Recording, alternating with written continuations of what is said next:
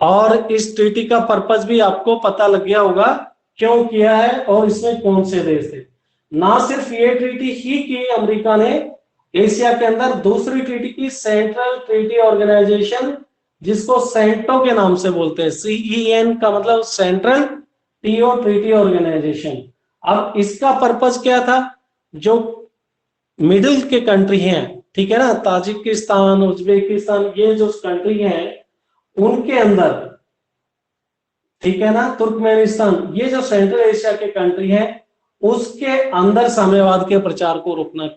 यानी कि अमेरिका की तरफ से बेटा एशिया के अंदर दो और ट्रीटी की गई। एक तो नाटो उनका था ही था, पूरे यूरोप के जो देश, पश्चिमी यूरोप के देश, उसके अलावा भी उसने एशिया के देशों के साथ में जो देश थे उनके दो, दक्षिण पूर्व एशिया, साउथ ईस्ट एशिया के अंदर में ट्रीटी की, सीटो के नाम से जाना गया। दूसरा एक सेंटो, सेंट्रल ट्रीटी ऑर्गेनाइजेशन। लेकिन ये दोनों के दोनों ट्रीटी का अफेक्ट जो है 1970 के ड्यूरेशन में जाने के बाद में दोनों ट्रीटी अपने आप खत्म हो गई। मतलब 1970 के बाद में इनका इम्पैक्ट नहीं देखा गया, ठीक है। अब उसके बाद में हम लोग कर चुके थे कि महाशक्तियां छोटे देशों के साथ में गठबंधन क्यों करती है, ये आपका हो चुका था। और छोटे देश महाशक्तियों के साथ में गठबंधन क्यों करते हैं, और मिसाइल संकट कर चुके थे। बर्लिन की नाकेबंदी के बारे में काफी इंटरेस्टेड है, बर्लिन की नाकेबंदी को आप पढ़ लीजिए।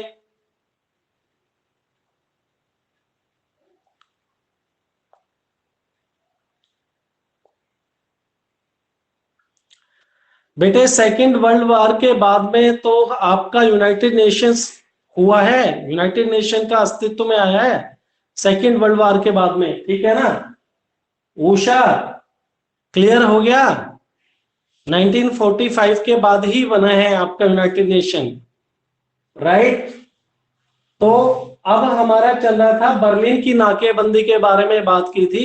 बर्लिन का अपने आप में तुम देखोगे तो ये बर्लिन का ही नहीं है, पूरा मतलब जर्मनी भी, ईस्ट जर्मनी और वेस्ट जर्मनी के अंदर दो बढ़ चुका था। और ये फिर 1989 के अंदर में जाकर ईस्ट जर्मनी और वेस्ट जर्मनी भी एक हो गया, जब बर्लिन की दीवार को तोड़ दिया गया, ठीक है ना। तो ये आपका बर्लिन की दीवार के साथ में यूनिफिकेशन ऑफ जर्मनी भी आप याद रखेंगे। कोरिया संकट आप कर चुके हो, वियतनाम का संकट कर चुके हो, हंगरी कर चुके हो, और सारी की सारी ट्रीटीज के बारे में बात कर चुके थे। और इसके बाद में हमने किया था कूटनिरपेक्ष देशों के बारे में कि नॉन अलाइंड कंट्रीज, ठीक है ना। और ये 1955 में बना। युगोस्लाविया से जो युगोस्लाविया के जो प्रेसिडेंट है आज के दिन, इनफैक्ट युगोस्लाविया नहीं है, उसके टूटकर 12 देश हो चुके हैं युगोस्लाविया के, ठीक है ना। बेसिकली कम्युनिस्ट कंट्री था, लेकिन इसने यूएसएसआर के साथ नहीं गया और इन्होंने नॉन अलाइंड मूवमेंट को ज्वाइन किया था। ये आपको याद रखना है, कम्युनिस्ट कंट्री होने के बावजूद भी इन्होंने नाम को ज्वाइन किया था, ठीक है। और उस टाइम उनके राष्ट्रपति थे जोसेफ ब्राज टीटो। और जब जोसेफ ब्राज टीटो की जो डेथ हो जाती है उसके बाद में युगोस्लाविया कमजोर होना पड़ता है, और उसके बाद में उसके कई सारे टुकड़े हो चुके हैं, ठीक है ना। वो मैप में हम आपको दिखा देंगे जो युगोस्लाविया टूटने के बाद में जो देश बने। भारत की तरफ से आपको पता ही है 1955 में फाउंडिंग मेंबर्स में जवाहरलाल नेहरू थे, और मिस्र जिसको इजिप्ट बोलते हो वहां से आपके गमाल अब्दुल नासिर थे, ठीक है ना। तो ये सारे हो गए। इनका पहला सम्मेलन 1961 में हुआ बेलग्रेड के अंदर में। अब पूरे 5 देश आपको ये याद होने चाहिए, और 5 देशों के लीडर भी, ठीक है। Jawaharlal Nehru Bharat, Yugoslavia Joseph bras टीटो, और मैं बात कर रहा हूं जो नॉन अलाइंड मूवमेंट के फाउंडिंग मेंबर्स की बात करें, इंडोनेशिया से सुकर्णो और घाना से एनक्रोमा, ये आपके 5 देश हो गए। मिस्र से आपके अब्दुल नासिर, ठीक है। और इसके बाद में अब ये देखो पृथकवाद से क्या मतलब है, वो बता रहे हैं कि मैं आपको पहले ही समझा चुका हूं कि न्यूट्रल रहने का मतलब ये नहीं है, जितने भी नाटो के सदस्य हैं, नाटो के मेंबर्स, ये बोल रहे हैं न्यूट्रल रहने का मतलब ये नहीं है कि हम सही बात को नहीं बोलेंगे, हम सिर्फ ना तो पश्चिमी देशों का गठबंधन को ज्वाइन करेंगे ना पूर्वी गठबंधन को ज्वाइन करेंगे, लेकिन इसके बावजूद भी हम अपने इंडिपेंडेंट, अपने जो इंटरनेशनल फॉर्म पे अपने जो विचार हैं जो हमको सही लगेंगे उनको जरूर सामने रखेंगे, ठीक है ना।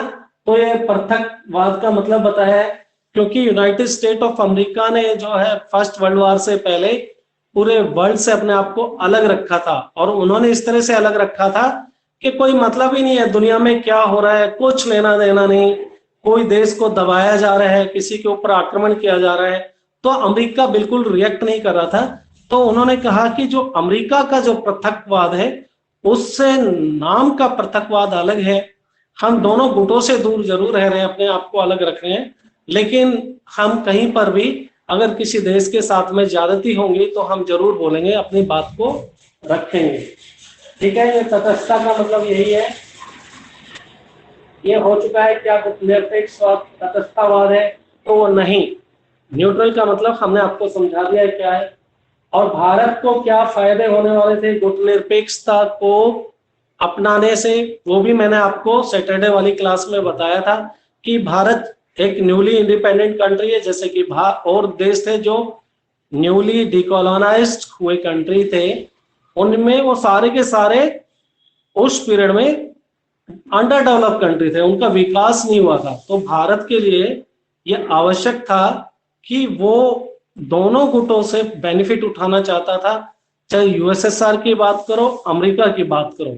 इसलिए अगर वो किसी एक के साथ दोस्ती कर लेता तो बेटा ये पॉसिबल नहीं था, इसलिए इन्होंने सोचा कि दोनों गुटों से हम अपनी दूरी बना के रखेंगे। और लेकिन कई बार मैंने आपको कहा इस तरह के चार्जेस भारत के ऊपर लगे हैं, आगे आएगा भी, आपके चैप्टर में भी आया है कि भारत न्यूट्रल नहीं था। जब जब भारत ने देखा, भारत ने यूएसएसआर के साथ में अपने अंडरग्राउंड जो है दोस्ती बना के रखी थी नाम का सदस्य होने के बाद में, तो भारत को क्या क्या फायदे थे गुटनिरपेक्ष से? स्वतंत्र विदेश नीति, दोनों महाशक्तियों का समर्थन, अंतरराष्ट्रीय अपनी एक पहचान बनाना चाहता था भारत इंटरनेशनल लेवल पे। देखो अगर किसी गुट को आप ज्वाइन कर लेते हो तो बेटा आपकी पहचान रहती नहीं, क्योंकि गुट बड़ा हो जाता है और एक इंडिविजुअल कंट्री छोटा रह जाता है उसके सामने।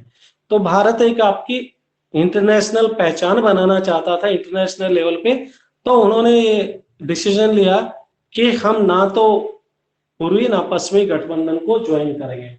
तो एक महाशक्ति द्वारा विरोध किए जाने पर दूसरी महाशक्ति का समर्थन, यानी कि अगर एक महाशक्ति भारत की पॉलिसीज का यूनाइटेड नेशंस में भारत के वेलफेयर की बातों को जो भारत के इंटरेस्ट में है उसके विरोध में जाती है, तो भारत क्या करता, दूसरी तरफ पलटे मार जाता। तो ये सब भारत ने अपने बेनिफिट के लिए किया और अन्य विकासशील देश हैं उनका सहयोग भी करना चाहता था। अब भारत की जो पॉलिसी थी, भारत ने जैसा कहा बेटा कि हम तो न्यूट्रल हैं, ना हम यूनाइटेड स्टेट के साथ हैं और ना ही यूएसएसआर के साथ है, लेकिन इस पॉलिसी की काफी बुराई की गई कि भारत की नीति में स्थिरता नहीं है, मतलब स्टेबिलिटी नहीं है। कभी भारत दिखाई देता है कि जहां पर कोई कंट्री के साथ में ज्यादती हो रही है तो वहां पर भारत अपनी बात को नहीं रखता है, कभी यूएसएसआर की तरफ दिखाई देता है। तो उनकी नीति में, पॉलिसी में स्टेबिलिटी नहीं है और ये प्रिंसिपल को भी फॉलो नहीं करता है, सिद्धांत विहीन है और अंतरराष्ट्रीय फैसले लेने से बचने की कोशिश करता है। यानी कि अगर ब्रिटेन कोई ऐसी बात को कहता है तो भारत चुप रह जाता है, क्योंकि ब्रिटेन का इनडायरेक्टली वो समर्थन करता है, ठीक है ना। तो ऐसे 1971 में भी आपको देखा कि सोवियत संघ द्वारा भारत ने मदद ली, यानी कि गुटनिरपेक्ष देश का सदस्य होने के नाते भारत को यूएसएसआर से मदद नहीं लेनी चाहिए थी, उनके साथ संपर्क नहीं करना चाहिए था। ये बोलना है इंटरनेशनल कम्युनिटी के और देशों का जो भारत की इस बात को लेकर बुराई करते हैं। लेकिन भारत कोई भारत के बजाय कोई और देश भी जब भी अपने देश के ऊपर संकट आता है, किसी भी देश के ऊपर, तो सबसे पहले कोई भी देश अपने देश की सुरक्षा करता है। और उस टाइम में 1971 में जब बांग्लादेश संकट हुआ था, 1971 की भारत और पाकिस्तान के बीच में युद्ध हुआ था, बांग्लादेश को लिबरेट कराने में भारत मदद कर रहा था, तो उस टाइम में अमेरिका पाकिस्तान के साथ था। तो भारत के सामने मजबूरी थी कि यूएसएसआर है उससे उसको मदद लेना ही था। तो उन्होंने उस टाइम में यूनाइटेड सोशलिस्ट सोवियत रूस के साथ में अपनी ट्रीटी की, आगे के 15 सालों के लिए मैत्रीपूर्ण ट्रीटी करी, ठीक है ना। तो ये तो भारत की अपनी मजबूरी है, जो गुटनिरपेक्ष देश होने के बाद भी उसको ऐसा डिसीजन लेना पड़ा। दूसरा हो जाता है, दोनों महाशक्तियों से भारत लाभ भी उठाना चाहता था। अब ऐसा नहीं हो सकता कि न्यूली इंडिपेंडेंट कंट्री है और मैंने कहा कि दोनों महाशक्तियां थी, और भारत इस पोजीशन में नहीं था कि दोनों गुटों के साथ में बिल्कुल न्यूट्रल रह के काम करे। तो भारत को जब जब ऐसी आवश्यकता महसूस हुई, तब उन्होंने एक गुट को छोड़ के दूसरे गुट के साथ में बैठ गए। तो ये भारत के बारे में इनको लेकर काफी बुराई भी की जाती है। अब आती है कितनी रिलीवेंट है नॉन अलाइन मूवमेंट जो है, उसकी आज के दिन कितनी प्रासंगिकता है, ठीक है ना। जब गुटनिरपेक्ष देश बना कब था, ये आपको पता है कि 1955 के ड्यूरेशन में बना है ये। लेकिन इसका बनने का कारण क्या था? बनने का कारण यही था कि भाई जो ये दो गुट बने हुए थे, जब दो गुट में से एक यूएसएसआर हार ही मान चुका था, तो उसके बाद में बोलते हैं जब एक ही महाशक्ति बच गई, तो भारत आखिर में जो नॉन अलाइन मूवमेंट है आपका गुटनिरपेक्ष है, उसकी प्रासंगिकता क्या है, जरूरत क्या है, उसको लेके क्वेश्चन किया जा रहा है। तो अब हमें क्यों जरूरत है, मैं आपको बता देता हूं कि जितने भी न्यूली इंडिपेंडेंट कंट्री है वो आज भी डेवलपिंग स्टेज में है, ठीक है ना। आज भी वो डेवलप्ड नहीं हो पाए हैं। ठीक है कि वर्ल्ड के अंदर एक इकलौता देश है यूनाइटेड स्टेट ऑफ अमेरिका महाशक्ति के रूप में। तो आज भी जो गुटनिरपेक्ष देश है उन्होंने अपनी पॉलिसी को थोड़ा सा मोल्ड कर लिया है। अब मोल्ड क्या कर लिया है, पहले गुटनिरपेक्ष देश दोनों गुटों से अलग रहने की बात करते थे, आज ये इकोनॉमिकल अपना बेनिफिट देखने की तरफ चले गए हैं कि गुटनिरपेक्ष के सभी देश हैं, उन्होंने अपनी पॉलिसी के अंदर थोड़ा सा चेंज कर दिया है। और ये चेंज किस लिए क्या है कि ताकि आप इनके डेवलपमेंट हो सके, इनके जो प्राकृतिक संसाधन हैं उनका वो खुद इस्तेमाल कर सके, और साथ ही साथ इंटरनेशनल मार्केट के अंदर जो देश हैं नॉन अलाइनमेंट के, ये अपने प्रोडक्ट को ले जा सके, और वर्ल्ड बैंक जैसे जो इंटरनेशनल लोन वगैरह देने के लिए हेल्प कर सकते हैं, उनसे ज्यादा ये मदद ले सके। ये सारे कार्यों के लिए आज इनका रिलेवेंस है। तो आज इसका जो पर्पस है, उद्देश्य गुटनिरपेक्ष देशों का चेंज हो चुका है। क्या चेंज हुआ, पहले दो गुट थे तो अपने आप को एक तीसरे गुट के रूप में बना लिया था, और अभी इस तीसरे गुट का पर्पस इकोनॉमिकल है, ठीक है ना। और इसमें सारे के सारे मोस्टली डीकोलोनाइज्ड कंट्री है, ठीक है ना। तो ये इसी में वो आ जाता है नव अंतरराष्ट्रीय आर्थिक व्यवस्था। ये मैं आपको बता ही चुका हूं कि शीत युद्ध के दौरान तीसरी दुनिया यानी गुटनिरपेक्षता के शामिल लगभग सभी देश वो अभी अभी आजाद हुए हैं और गरीब और अल्प विकसित है, लेस डेवलप्ड है। उस समय उनके सामने मौजूद बड़ी चुनौती आर्थिक विकास और देश को गरीबी से बाहर निकालने की थी। तो बाहर निकालने के बाद अब इनको अपने पर्पज में 1972 के अंदर इन्होंने यूनाइटेड नेशन का जो कॉन्फ्रेंस हुआ, ठीक है, United nation conference on trade and development, तो उन्होंने अपनी पॉलिसीज के अंदर चेंजेस लाने के लिए एक रिपोर्ट पेश की, और इसने अंतरराष्ट्रीय व्यापार प्रणाली में सुधार की बात की कि इंटरनेशनल जो ट्रेड है उसमें सुधार की आवश्यकता है। किस तरह के सुधार की आवश्यकता है वो मैं बता चुका हूं कि अल्प विकसित देशों को अपने संसाधनों पर पूर्ण नियंत्रण हो, यानी कि हमारे जो नेचुरल रिसोर्सेज है वो हमारे कंट्रोल में रहे। और अविकसित देशों के बाजार में व्यापार करने का मौका मिले। जो इंटरनेशनल मार्केट है, जो डेवलप्ड कंट्री है, वहां पर हम भी अपने प्रोडक्ट को ले जा सके और विकसित देशों से मंगाई जाने वाली प्रौद्योगिकी की कीमत कम हो। यस, ये हम मैंने छोड़ दिया था कि जितना भी आपको एडवांस होना है बेटा, तो उसके लिए टेक्नोलॉजी की जरूरत है। और टेक्नोलॉजी, जितने भी गुटनिरपेक्ष के देश कह रहे हैं कि इनको कम पैसे में टेक्नोलॉजी दूसरे देशों से मिले। ठीक है, अल्पविकसित देशों को अंतरराष्ट्रीय संस्थानों में विकसित देशों जितना महत्व प्रदान हो। अब जितने भी इंटरनेशनल ऑर्गेनाइजेशंस हैं, यूनाइटेड नेशन की ऑर्गेनाइजेशन है, आप जानते हो कि इन सभी ऑर्गेनाइजेशन के अंदर जितने यूरोप के वेस्टर्न कंट्रीज है उनका मतलब वर्चस्व है। तो ये सारे के सारे डेवलपिंग कंट्रीज चाहते हैं कि इनका भी इन्वॉल्वमेंट हो वहां पर, जितने भी इंटरनेशनल ऑर्गेनाइजेशन है। ये सारी चीजें ये न्यू इंटरनेशनल इकोनॉमिक ऑर्डर में मांग रही है। ठीक है ना। ये नव अंतरराष्ट्रीय आर्थिक व्यवस्था का मतलब यही है, जब चेंजेस आ गए वर्ल्ड के अंदर, जब एक ही शक्ति रहने, एक ही ताकतवर देश है, तो इन्होंने भी अपनी जो उद्देश्य हैं उनके अंदर चेंज कर लिया। और आज इनके उद्देश्य क्या हो गए, इकोनॉमिक हो गए बेसिकली। ठीक है, तो ये तो आपका हो गया चैप्टर। और इस चैप्टर से रिलेटेड कुछ हम कर लेते हैं मैप का काम। ठीक है ना। तो मैप के अंदर सबसे पहले आप एक बार वर्ल्ड मैप को देख लीजिए और फिर उसके बाद में ये आपका वर्ल्ड मैप हो गया। अब वर्ल्ड मैप मैंने क्यों दिखाया है, ताकि आपको एक लोकेशंस का आइडिया लगे। जैसे ये यहाँ पे रसिया है और ये यहाँ पर लगभग यूराल माउंटेन्स आते हैं। ठीक है ना, इस लाइन से यूराल माउंटेन्स है। तो ये रसिया का हो गया ईस्टर्न पार्ट और ये हो गया यूरोप का हिस्सा। तो रसिया को हम ट्रांस कॉन्टिनेंटल कंट्री कहने के मतलब यही है कि पार्शियली ये जो पार्ट है, ये रसिया का पार्ट सोवियत यूरोप के अंदर है, और इधर वाला पार्ट है इसके यहाँ, ये देख पा रहे हो, इधर से इधर ये यूराल माउंटेन्स यहाँ पर आ रहे हैं, और ये वाला पार्ट पूरा का पूरा एशिया के अंदर है। तो ये यूरोप के आप पूरे देश देख पा रहे हो।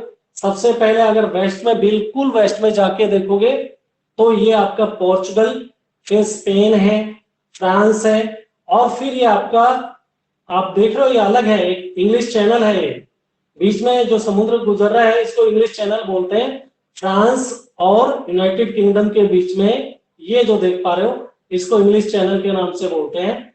और ये पूरा का पूरा यूनाइटेड किंगडम है। यूनाइटेड किंगडम में मैं बता चुका हूं कि 3 देश एक साथ शामिल है। आयरलैंड भी शामिल हो जाता है तब यूनाइटेड किंगडम बोलते हैं, अदरवाइज उसको ब्रिटेन बोलते हैं। और आयरलैंड में भी नॉर्दर्न आयरलैंड यूके का पार्ट है, जबकि ये दूसरा जो आयरलैंड देख रहे हो साउथ में, वो एक अलग से देश है। ठीक है ना।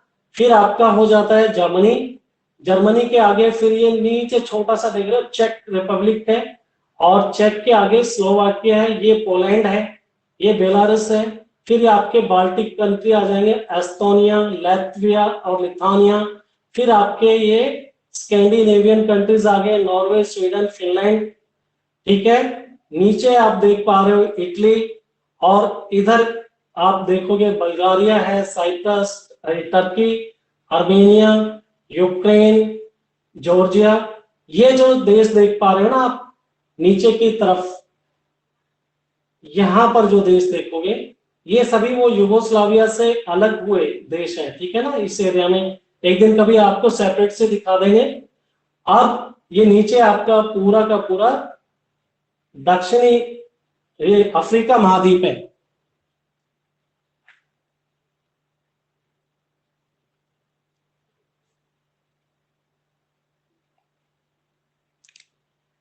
अलास्का यूएसए का पार्ट, ये देख रहे हो ना, ये अलास्का आज के दिन यूएसए का है 1867 के अंदर।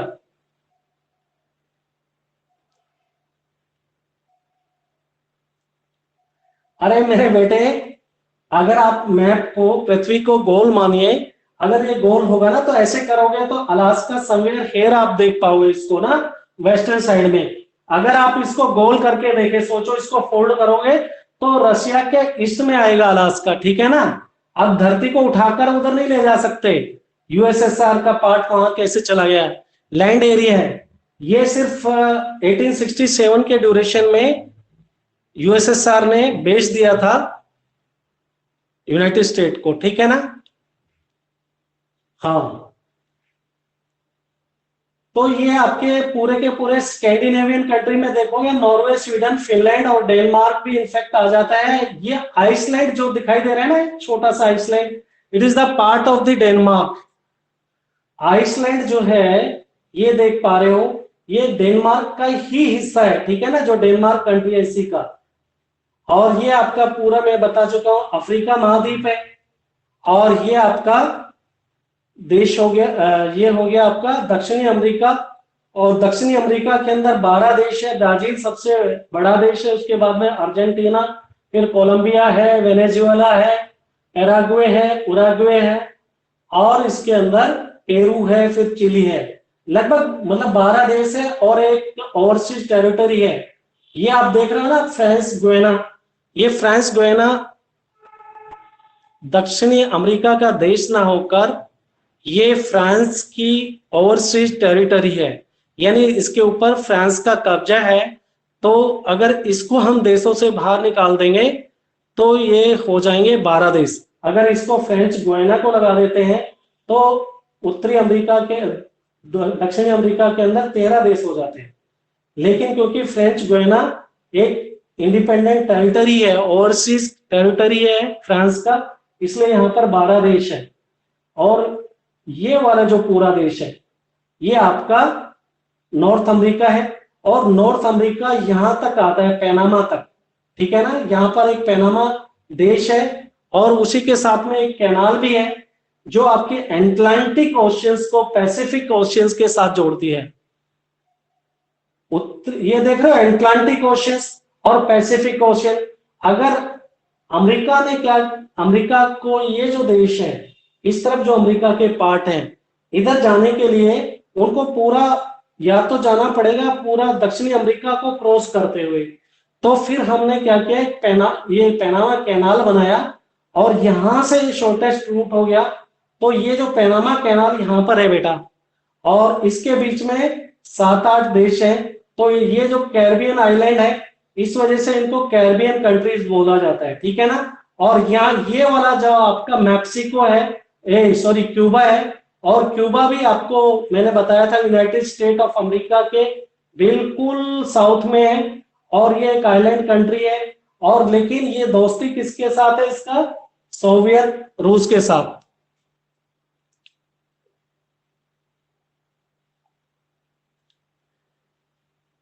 बताइए कहां से समझ में नहीं आया, मेरे को बताओगे तब पता लगेगा ना बेटा कहां से क्या बात समझ में नहीं आया। एक चीज को बोलो, उधर से बताएंगे, आराम से बता देते हैं।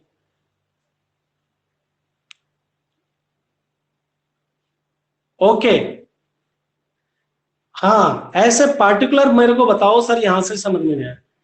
देखो बेटा ये पूरा का पूरा आपको पता है कि नॉर्थ अमेरिका है, ठीक है ना, ये पूरा नॉर्थ अमेरिका है।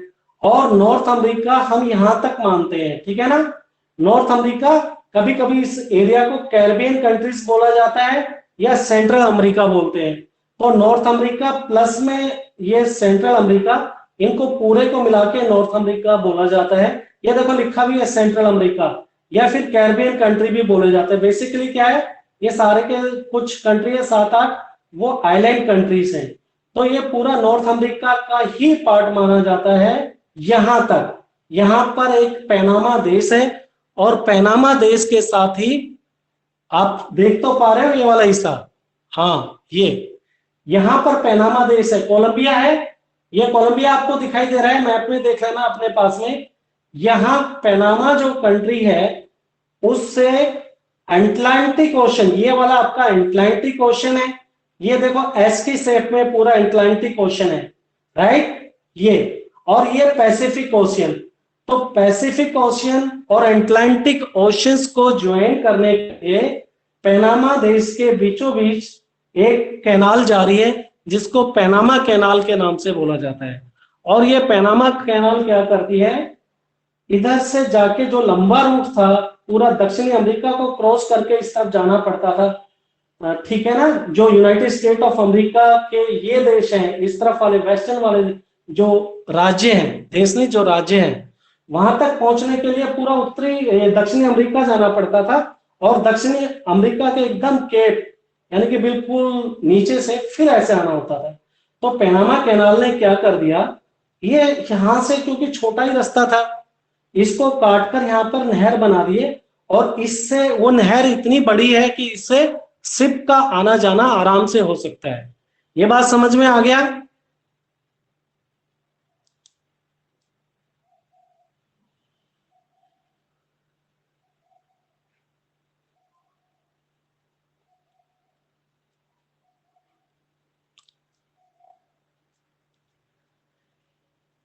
पैनामा कैनाल का मेरे को एग्जैक्ट तो डेट याद नहीं है, लेकिन देख के बता सकते हैं।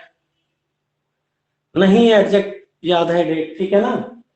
मैंने देखो ये कुछ चीजें हैं जो आपको पॉलिटिकल साइंस के पॉइंट ऑफ व्यू से तो आपको जरूरत नहीं है, राजनीति शास्त्र के स्टूडेंट के नाते तो जरूरी नहीं है।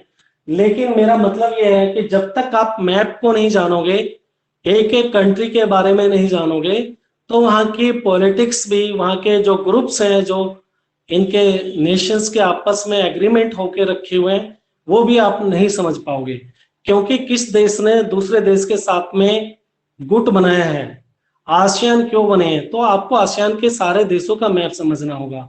शार्क क्यों बने हैं, तो शार्क देशों को देखना होगा कहाँ पर है, ठीक है ना। तो इसलिए पहले बेसिकली आपको पूरा पता होना चाहिए कि कितने महाद्वीप हैं, ठीक है ना। और उन महाद्वीप में कौन से महाद्वीप के अंदर कौन कौन से देश हैं, ताकि ये डाउट ना आए जब भी हम किसी देश के बारे में बात करें या किसी ऑर्गेनाइजेशन के बारे में बात करें, तो आपको ऐसा ना लगे कि ये देश कौन से कंटिनेंट के अंदर है। तो आपको पूरे एक एक कंटिनेंट को देखो, मैं बता रहा हूं बेटा, इंपॉर्टेंट है।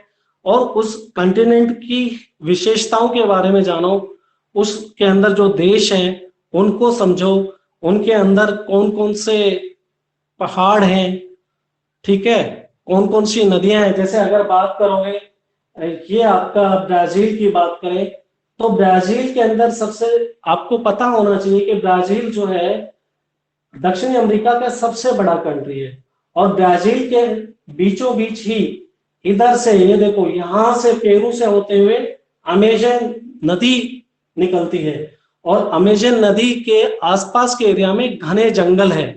तो आप किसी चीज को किसी चीज से एसोसिएट करोगे तब जान पाओगे। अब इसी तरह से यहाँ पर देखो, अभी दिखाया नहीं, एक इक्वाडोर कंट्री है। तो इक्वाडोर क्यों कहा, क्योंकि यहाँ से इक्वेटर का गुजरना होता है। तो इक्वेटर यहाँ से गुजर रही है। तो अगर आपसे कभी कोई पूछे कि जो दक्षिण अमेरिका है वो कहां पर है, इसका नाम तो दक्षिण अमेरिका है, ये नॉर्दर्न हेमिस्फीयर में है या सदर्न हेमिस्फीयर में है, आप बताइए मेरे को। जो दक्षिणी अमेरिका है महाद्वीप, वो कौन से गोलार्ध में है, ये दक्षिणी गोलार्ध में है या उत्तरी गोलार्ध में है, बताओ।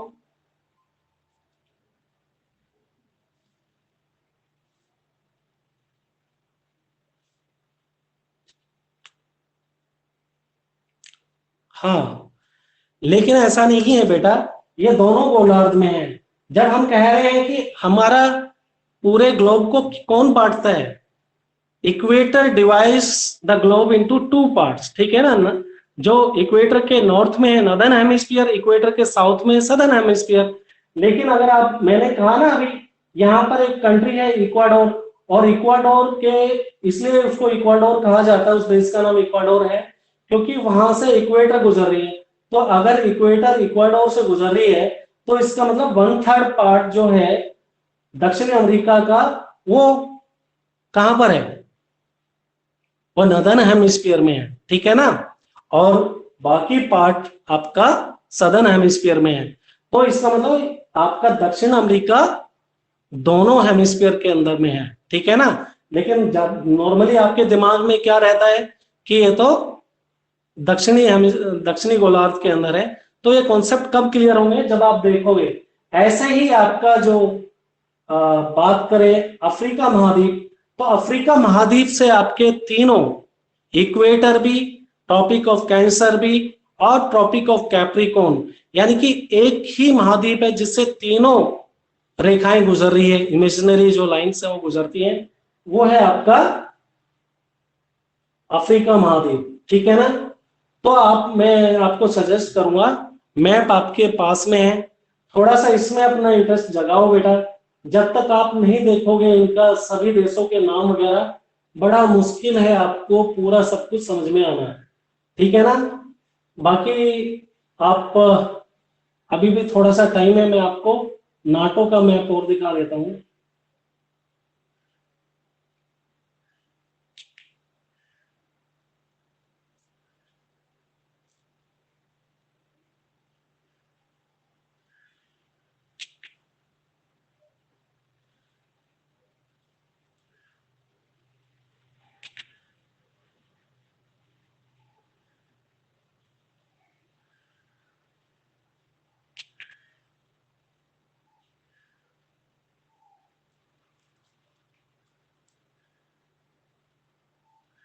ये देखो, अब ये देख रहे हो पूरा का पूरा ये मैप हमने अपना खुद भी प्रिंट करा के रखा है स्कूल के लिए भी। इसमें अगर देखोगे, ये देखो नाटो के कंट्रीज 1990 में और इसके बाद में नाटो 2015 में। तो कहने का अर्थ ये हुआ 1990 के ड्यूरेशन में नाटो के मेंबर्स कम थे, और बाद में जब 89-90 में जब यूएसएसआर टूट गया, तो उसके बाद में 12 देशों ने जो नाटो को इस तरफ ज्वाइन कर लिया। ठीक है ना। तो नाटो के मेंबर्स बढ़ेंगे ना, ये तो बात मानोगे ना। ठीक है ना। तो ये आप देख पा रहे हो, ये जो कलर है वार्सा पैक्ट में है, ये आपके वार्सा पैक्ट के जो यूएसएसआर के साथ में कंट्री थे। ये तो यूएसएसआर हो गया, सोवियत यूनियन। ये पोलैंड हो गया, दिस इज जर्मनी। और कौन सा जर्मनी? ईस्ट जर्मनी है। ठीक है ना। वेस्ट जर्मनी अभी नाटो का मेंबर था उस टाइम में 90 में, लेकिन जब आप देखोगे 2015 में तो जर्मनी पूरा एक हो गया है, और पूरा ईस्ट जर्मनी वेस्ट जर्मनी नहीं रहा है, यूनिफिकेशन हो गया 89 में, 1989 में, और ये पूरा का पूरा नाटो का मेंबर है। ठीक है ना। ये आपका इटली है, फ्रांस है, स्पेन है, पोर्चुगल है, बेल्जियम है, नीदरलैंड है, डेनमार्क है, और यहाँ पर नॉर्वे है। तो आप ये देखोगे, इसको देखने से आपको ये बात याद आना चाहिए कि नॉर्वे खाली दिखाई दे रहा है, यानी कि स्कैंडिनेवियन कंट्री में नॉर्वे, स्वीडन और फिनलैंड, यानी कि स्वीडन और फिनलैंड अभी यहाँ पर मेंबर नहीं है नाटो के। ठीक है ना। खाली नॉर्वे को देख पा रहे हो आप। ठीक है ना। तो जो फिनलैंड और जो दूसरा देश है, इन्होंने नाटो को ज्वाइन नहीं किया है लास्ट तक। ठीक है।